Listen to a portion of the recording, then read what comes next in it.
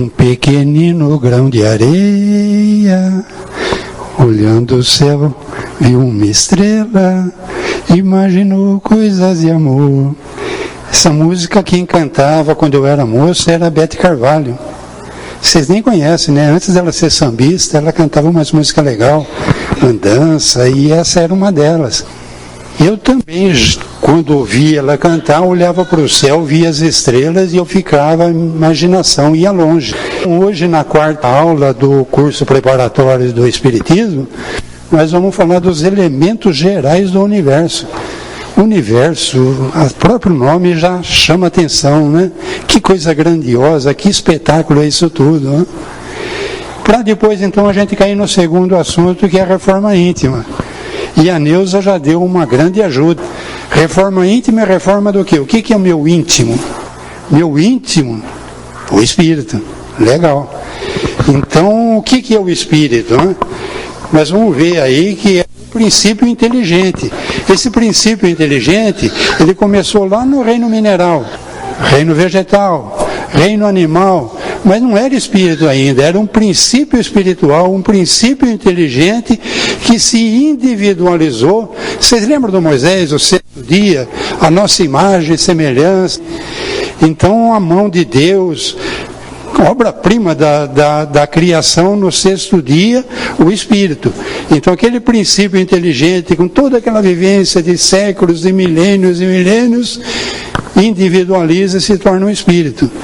Vocês lembram que ela falou ali do orgulho, vaidade, ambição, tudo isso que nós sabemos que de uma forma ou de outra, numa quantidade maior ou menor, todos nós temos.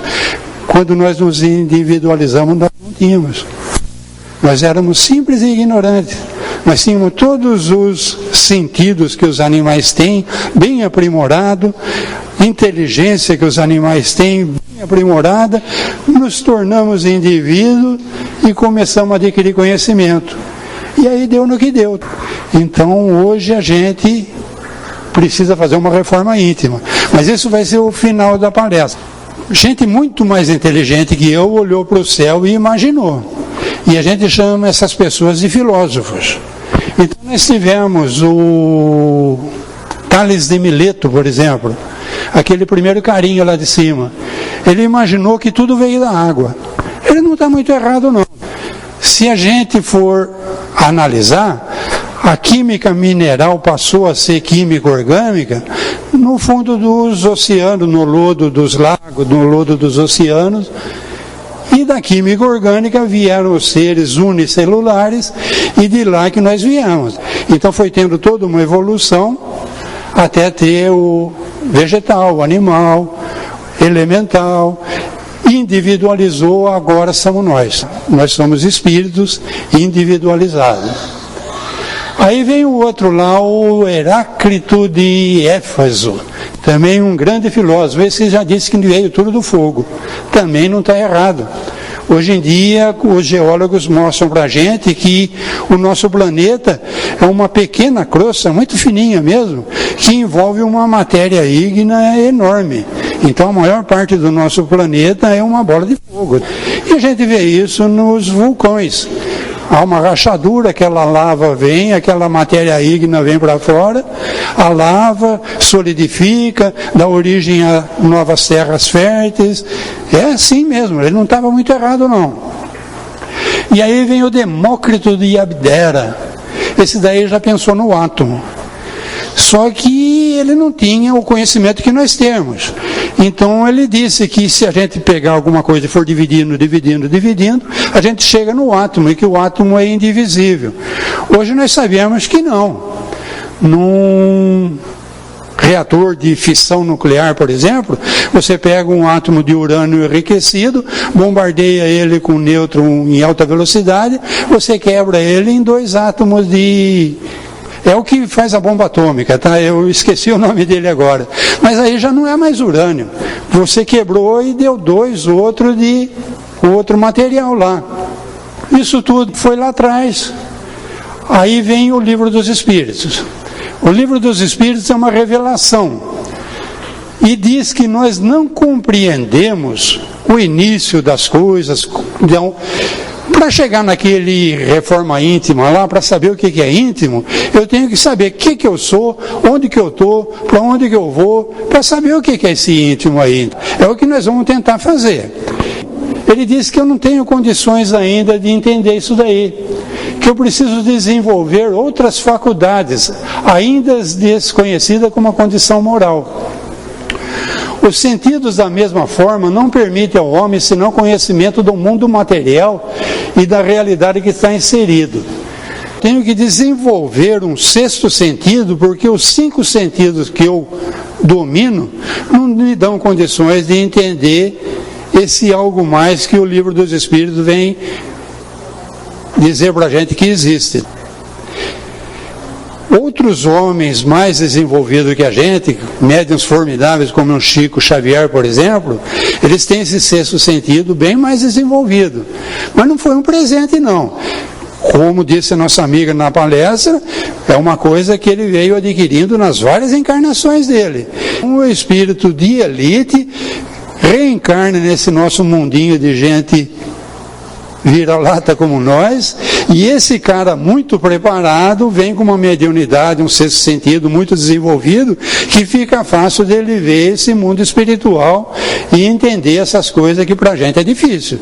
A gente consegue entender, a gente faz teorias, a gente faz equações, cálculos, mas daquilo que os nossos 5 sentidos percebem. Os nossos instrumentos medem, aquilo que a gente consegue palpar. Mas tem muito mais coisa que o Livro dos Espíritos vem dizer que nós não temos condições de entender ainda. A inteligência limitada ainda só nos permite acessar uma ínfima parcela do conhecimento de tudo que existe. Lá em cima também ele falou em condição moral. Se vem um médium com uma capacidade, no sexto sentido, formidável de entender coisas que nós não entendemos, e com uma moralidade fraca, o que ele vai fazer? Vai bolar um jeito de dominar a massa, ser o mandante, eu que vou ser, eu que vou falar, eu que vou dar as cartas. Então a condição moral tem que caminhar junto.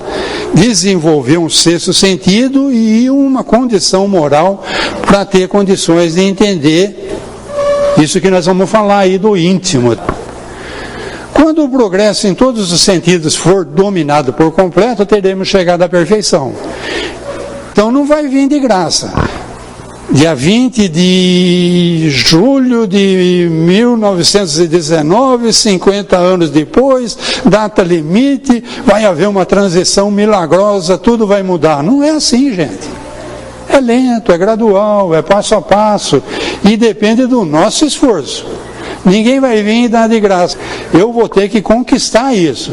Eu vou ter que adquirir sabedoria, eu vou ter que adquirir moralidade e com muito esforço, eu passo a passo vou me preparando para vir a conhecer muita coisa que a gente não conhece.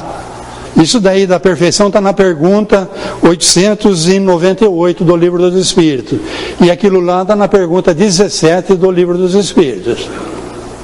Livro dos Espíritos, disseram até que tem gente de primeira vez, é um livro onde Kardec foi nas reuniões da mesinha lá, e os Espíritos falaram com vários médiums, não era ele só que recebia. Essas médiums eram meninas, adolescentes, e elas iam pondo nos cadernos as perguntas que eram feitas, as respostas, e um editor francês que conhecia o professor Rivail, deu para ele 50 cadernos, com perguntas e respostas, para ele formar um livro. Daí surgiu o Livro dos Espíritos. Ele condensou, enxugou, fez novas perguntas, ajeitou, e lançou o Livro dos Espíritos, que é a base do Espiritismo. Então, ali, nas edições, na primeira edição saiu com 500 perguntas só, mas nas edições que nós temos até hoje, são 1019 perguntas que foram feitas e que os Espíritos, comandado por um cobrão lá da espiritualidade, chamado Espírito de Verdade, foi respondendo.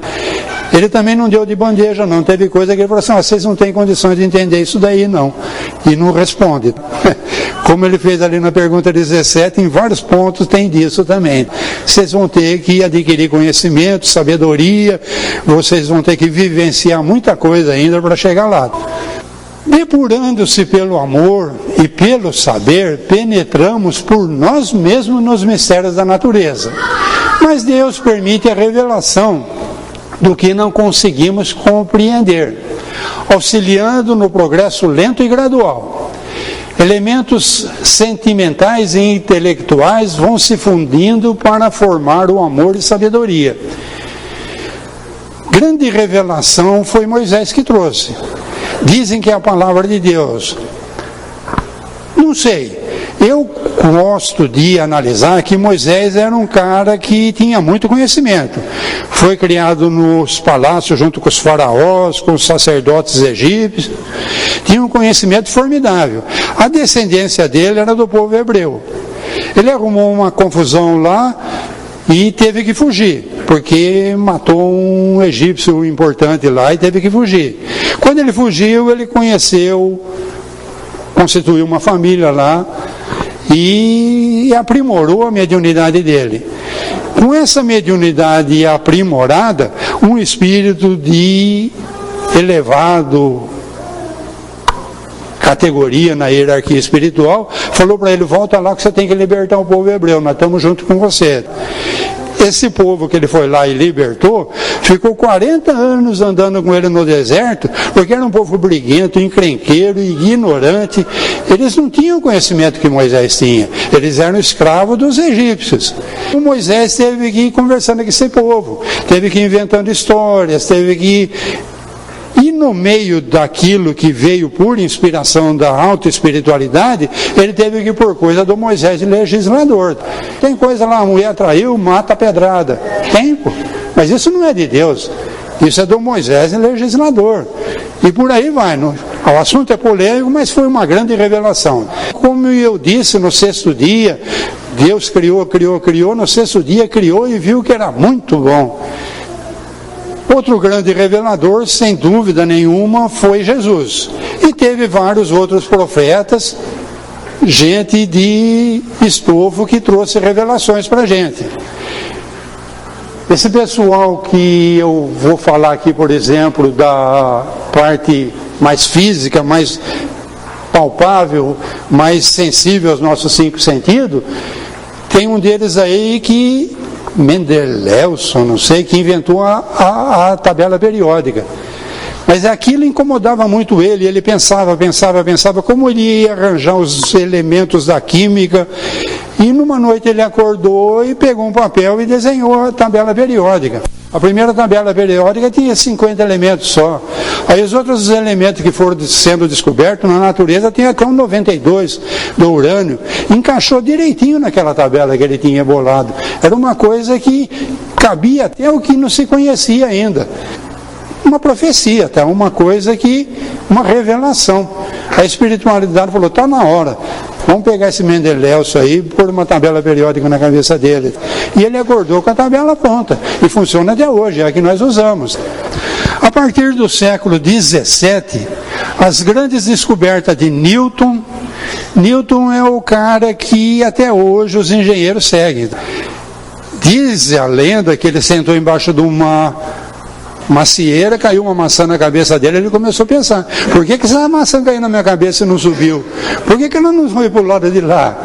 E de tanto pensar, ele fez as leis de Newton, que hoje os engenheiros, os cálculos de viaduto, de prédio, ainda seguem o que Newton pensou.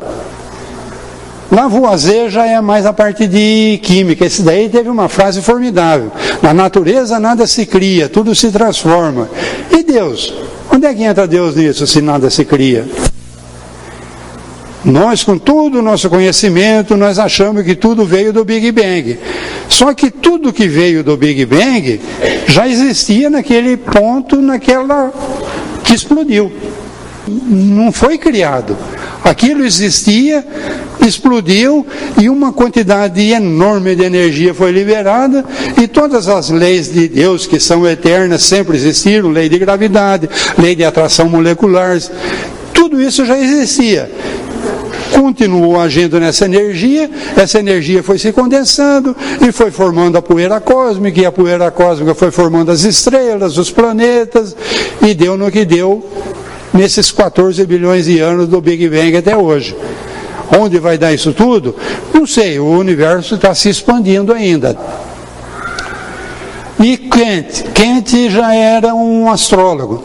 Esse daí já começou a descobrir que antigamente se achava que o céu era uma cúpula e aquelas luzinhas lá eram postos para alegrar o homem. De noite o homem não tinha o que fazer, ele ficava olhando aquelas luzinhas na cúpula lá. Não se imaginava a grandeza da coisa. Então esse Kant aí já é um cara que começou a pensar no cosmo, na grandiosidade que tem. Esses são os pioneiros. E esses caras são respeitados até hoje, sim. Explicavam, pouco ainda, naquela época, pouco ainda. Hoje em dia, você liga a Discovery, você tem conhecimento formidável. Os caras mandaram satélite lá fora, fotografou, e os caras têm informações que a gente nem imaginava na época do Kant, do Lavoisier, do Newton. Século XIX, então, o nosso Hippolyte Léon Denis Arrivai trouxe o Espiritismo no seu tríplice aspecto, porque o Espiritismo não é religião. O Espiritismo é uma ciência de observação. Ele foi lá observar aquelas cadeirinhas, aquelas mesinhas, cestinha que balançava, respondia. Ele foi observar cientificamente. Ele não foi acreditando, é uma religião, eu tenho que ter fé, eu tenho que acreditar. Ele foi com o pé atrás. Primeira vez que convidaram, ele tirou o sarro, falou, eu jamais vou acreditar que uma mesa responde. Pô. Mas como era gente séria que estava convidando, ele foi. Ele já tinha o nome na praça, ele já tinha muitos livros editados com o nome dele, Hippolyte Léon Denis Arrivai. Quando ele lançou o Espiritismo, ele também, na primeira introdução do Livro dos Espíritos, ele falou para coisas novas, nomes novos. A palavra Espiritismo até então não existia. Ele que inventou essa palavra porque era coisa nova. Outras pessoas se apoderaram hoje da palavra Espiritismo, mas Espiritismo é Allan Kardec. Aquilo que não for Allan Kardec é espiritualismo. Tríplice aspecto, é uma ciência, filosofia, lógico, ele está lidando com isso. Quem que eu sou, da onde que eu vim, para onde que eu vou, é filosofia pura isso daí, espiritismo. E tem um aspecto religioso, porque esse pessoal que estudou e trouxe isso tudo, mostrou para a gente que o grande revelador, o que continua valendo até hoje, é o de Moisés, que está muito distorcido, mas é o de Jesus. O de Jesus está distorcido, mas no entanto, porque Jesus também usou parábolas, e Jesus foi muito inteligente. Então, quando os caras não entendiam o sentido mais profundo daquela parábola, o cara transmitia a historinha. E a historinha tinha um fundo de moralidade que só agora a gente consegue compreender. O Espiritismo, ele se liga em Jesus. Jesus é o cara. E o Jesus está onde? Jesus está no Evangelho. A mesma Bíblia do Moisés a gente segue com estudo, com aprimoramento. Por que ele escreveu isso? Para quem que ele estava escrevendo isso? Como era a situação quando ele escreveu isso? Mesma coisa com Jesus. Agora, no livro do Evangelho segundo o Espiritismo, os Espíritos escolheram alguns trechos do Evangelho. Porque o Evangelho são grandes, tem os 4 evangelistas, tem a parte de Atos dos Apóstolos, tem a parte de cartas de Paulo, tem muita coisa no Evangelho. Eles pegaram trechos. Esses trechos que eles pegaram é o trecho mais importante moralmente falando, inquestionável, trechos que são inquestionáveis. E além de pegar esses trechos da Bíblia, ele pôs o trecho da Bíblia com a explicação dos Espíritos sobre aquele trecho. Quem não tem esse livro, por favor, gente, é o livro mais importante para quem quer conhecer o Espiritismo. O Evangelho segundo o Espiritismo. Tem de todos os preços, de todos os tipos. Começa com R$6 e vai até 25, 30. Sempre é o livro mais barato de cada editora. Por quê? Porque esses 5 livros de Kardec é a terceira revelação de Deus para a humanidade. Eu acredito nisso, os editores acreditam nisso, é a base do Espiritismo. Infinito, formado por matéria, espírito e acima de ambos Deus. Isso daqui é muito importante. Os Espíritos vieram trazer para a gente que o universo é infinito, constituído de matéria que nós conseguimos perceber com os nossos 5 sentidos. espírito. Espírito é alguma coisa que a gente não consegue perceber. Para perceber o espírito, eu precisaria desenvolver um sexto sentido, eu precisaria ter uma moralidade suficiente para conseguir perceber a parte espiritual. Se alguém já leu o livro Nosso Lar, então vocês vão ver que tem a matéria nossa, por exemplo, a água. No livro Nosso Lar, tem rio. Nosso lar é atendido por um rio. Se tem rio, no plano espiritual chove na montanha. É chovendo na montanha que a água desce e forma um rio. Se essa água chega, ela vai para um oceano. Então tem tudo isso no plano espiritual. Mas eles falam que nosso lar fica em cima do Rio de Janeiro. Como é que essa água não caiu até hoje em cima do Rio de Janeiro? Como é que o homem que estuda tanto sai fora da atmosfera, vai fotografar a Lua, Marte, não sei aonde, não fotografou nenhuma casinha lá do nosso lar até hoje? Porque é uma outra matéria. Então tem a matéria que nós percebemos com os nossos sentidos, e tem uma matéria que só é percebida com o sexto sentido. O homem manda espaçonave para filmar Vênus, Júpiter, Marte, sinto muito, não vai pegar nada, pô. Essas máquinas que eles mandam para lá só pegam as coisas que nós conseguimos pegar com nossos 5 sentidos. O sexto sentido, essas máquinas que o homem tem, não pegam, pô. Se pegasse, pegava o nosso lar. Em cima do Rio de Janeiro, vai lá, pô. Dizem que aqui em cima da casa tem um hospital, nossa casa é ligada a eles. Eu nunca vi, eu não tenho o sexto sentido desenvolvido. Quem tem, consegue ver coisas maravilhosas. E acima de tudo, Deus, lógico. Tem um cara que pensando tudo existe. A inteligência suprema, causa primária de tudo. Lógico, se houvesse algo mais inteligente que Deus, esse algo seria Deus. Se antes de Deus existir houvesse alguma coisa, essa coisa que existia antes de Deus é que era Deus. Então nada pode ser a causa antes de Deus, e nada pode ser mais inteligente que Deus, formando uma trindade universal. Matéria, Espírito e Deus, trindade universal. Não de pessoas, mas de substâncias distintas e autônomas. Consigo entender a matéria, a mesa, o copinho, vocês, não consigo entender o Espírito, e Deus, então, sinto muito, mas eu pus no arquivo morto. Tem que ter, tem que ser como diz, mas eu não tenho condições de entender, porque é uma coisa tão grandiosa, que conseguiu pensar isso tudo com toda essa harmonia, com toda essa... É alguma coisa muito superior, muito inatingível para minha condição atual. Então eu vou com calma, acredito, boto maior fé, estou com ele, sou fiel, quer dizer que ele pode contar comigo. O que eu souber que é vontade de Deus, eu vou fazer o maior esforço de fazer. Porque eu boto maior fé em Deus, eu tenho muita fé em Deus, mas compreender o que é Deus eu não consigo, não. Na antiguidade achava que tudo era constituído de água, terra, fogo e ar. E tinha o quinto elemento, que era o espiritual. Tabela periódica, elementos simples que são mais que modificações de uma substância primitiva, isso é importante.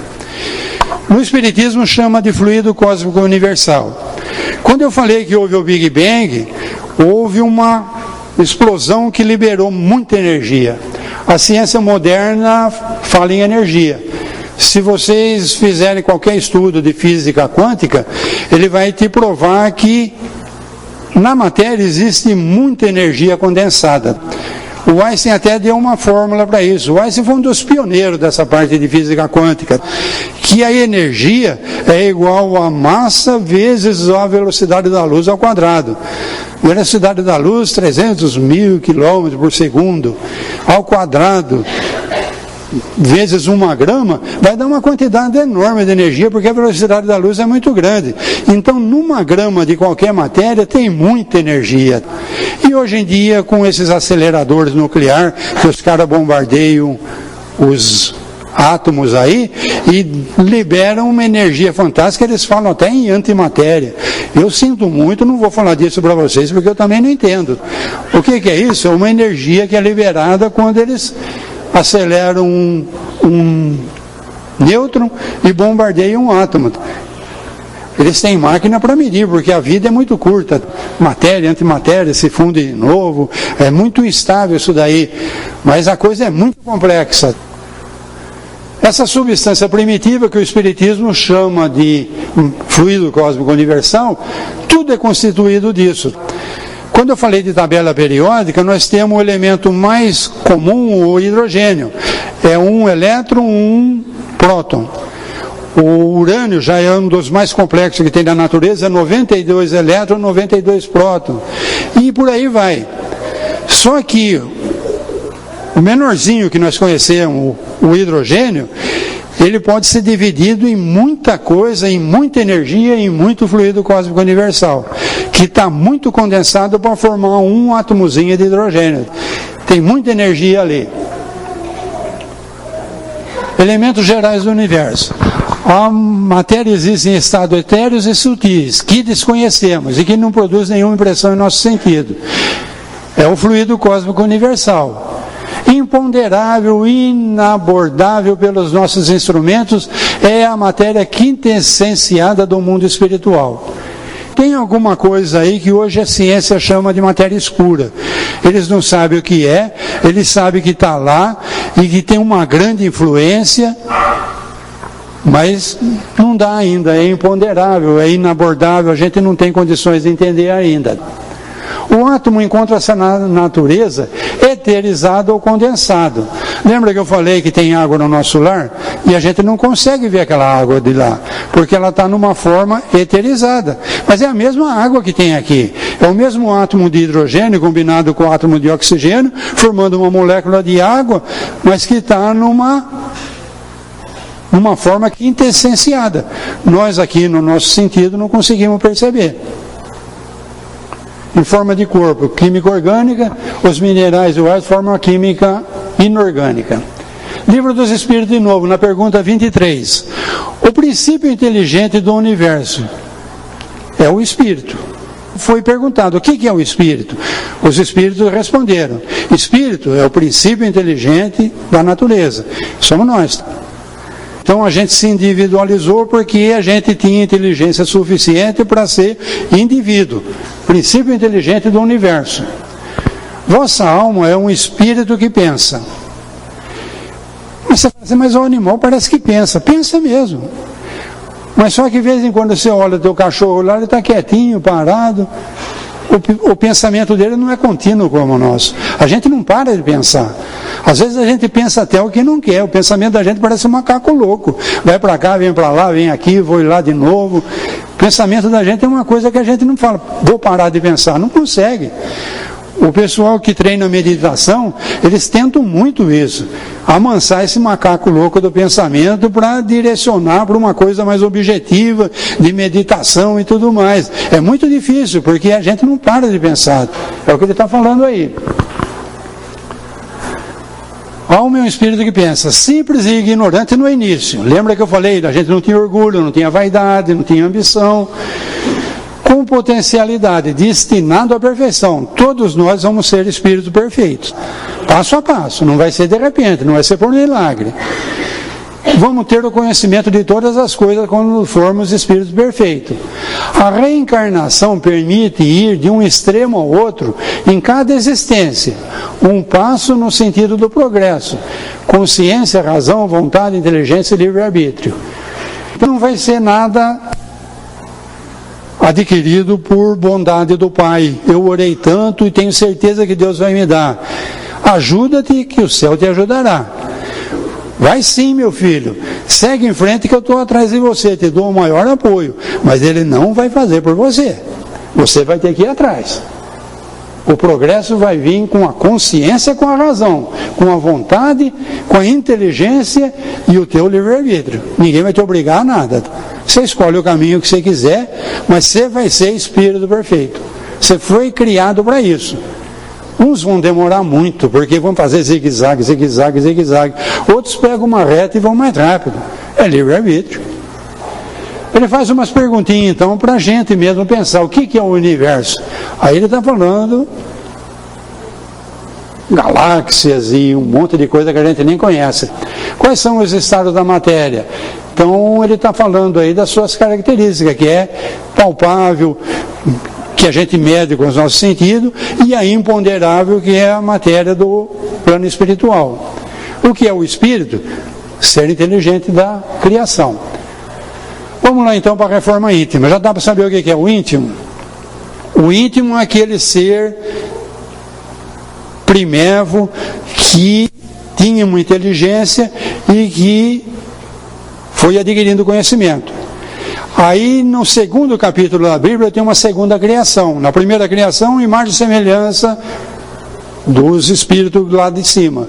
Na segunda criação, tomou do pó da terra, fez um corpo e vai encarnar, vai ter que trabalhar, vai sentir dor. Foi a segunda criação. Esse ser primeiro tem um ser segundo que somos nós, várias encarnações. E são três também. Espírito é o ser que não está ligado a nada. O corpo espiritual é o espírito revestido de um corpo para atuar aqui nesse planeta, nessa atmosfera nossa. Ele tem que ter um corpo espiritual com matéria do nosso planeta. E o terceiro somos nós, o corpo de carne da segunda criação do capítulo 2 da Gênesis. Nós somos trino. A hora que a gente morrer, a gente continua. E uma hora esse corpo espiritual não vai servir mais. E esse espírito, que é o ser, o inteligente, que teve muitas vidas, ele vai para outro lugar. Há muitas moradas na casa do Pai, de acordo com o seu progresso. Não é esse que precisa de reforma.